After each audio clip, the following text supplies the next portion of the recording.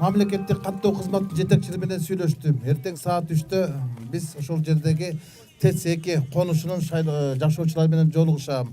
Ал жердин маселеси кандай, чечилиши кандай десем, алар мага маалымат берди. Бул 1986 жылы Глав Энергияга, кийин 91 жылы өкмөттүн токтому менен өтүп кеткен. Энергетика министрлигинин баласында экен. Азыр энергетика министрлиги бизде жок. Анан азыр мураскер болуп электрический станция ушул жерге ээлик кылып келет экен. Бирок алар айтты, ушул Бишкек шаарынын мэри Ленин районунун акимчилигинин уруксаты менен элдерге берилген, турак жай курганга деп. Анан берилген. Мындайча айтканда, жанагы айткан сөзүңөргө коштам, бул жерди силер басып алган жоксуңар, бул жерди силер сатып алдыңар. Бул чындык.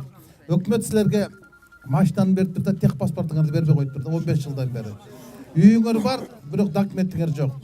Жашайсыңар, бирок пропискаңар жок. Ошентип шооруңар шорподой кайнап келатты. Мен түшүндүм. Анан эми бунун чечүүнүн жолдору. Биз азыр эми Жанар Корончуш келдик. Биз албетте силердин көтөргөн маселеңерди жогорку кеңеште көтөргөнгө алыбыз такылыбызда жетет.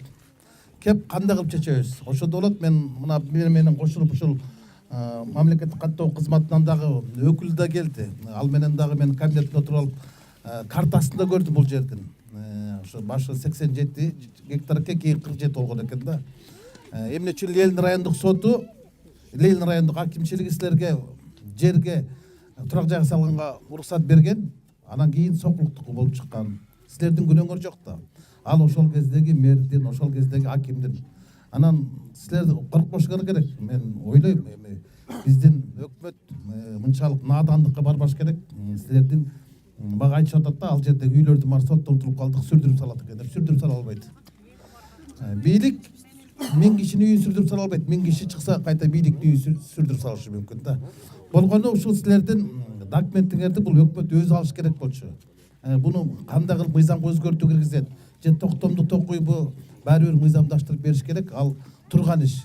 Бул жерден бир эле нерсеси ошол документтерди силерге мыйзамдаштырып бериш керек экен. Эми аны биз комитетте, тиешелүү комитетке Жанар Кубанычөкөстөн көтөрүп, агрардык боюнча комитетте каратып, ошолго тиешелүү мэрияныкындагы Ленин район акимчилигин, мамлекеттик каттоо кызматын, электрический станция, өкмөттүн өкүлүн, жогорку кеңештин комитетинин эксперттерин баарын чогултуп отуруп, анан буну биз ошол сунуш беришибиз керек. Комитеттин бул конституциялык орган болгон чечим чыгарат.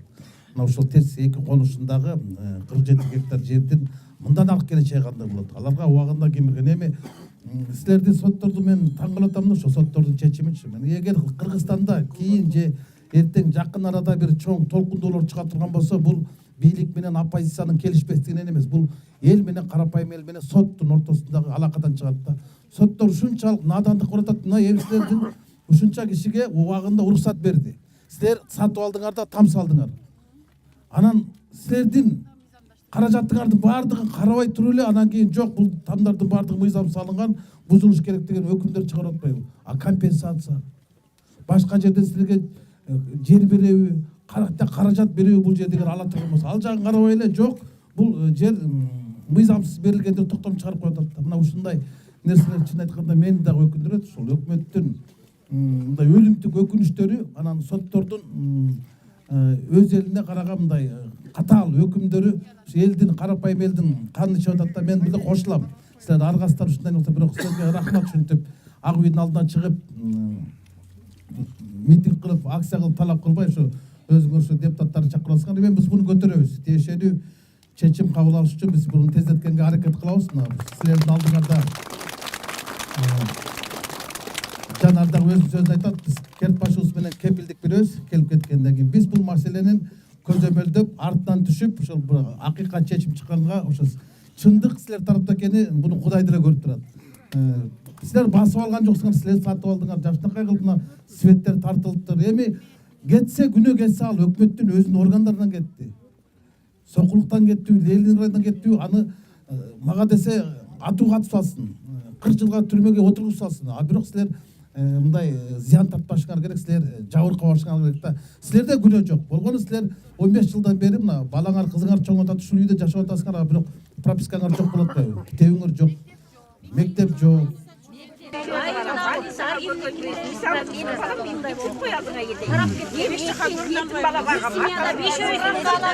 Мен өліп қалсам документі жоқ тамға балам не болады екі балам өзіңер ойлауларыңа етейін мына ошондай елден көгөй толтыра мен балдарға ақша албаймын пенсия менен окат кылам ошо екі балаға жетім бала деп ақша албаймын бул жака кимдер гана келбей туруп убагында Алтынай Сейитбекова дагы мэр болуп аким болуп турганда келген экен мурунку президент да келген экен кийинки президентке талапкердин баары келген экен Өмүрбек Чиркешевич да келген экен баардыгы эле силердин жана добушуңарга куда түшүп шайлоо бүткөндөн чечип беребиз деп алдап келген экен да биз жанара көз келдик биз алдабайбыз биз көтөрүп беребиз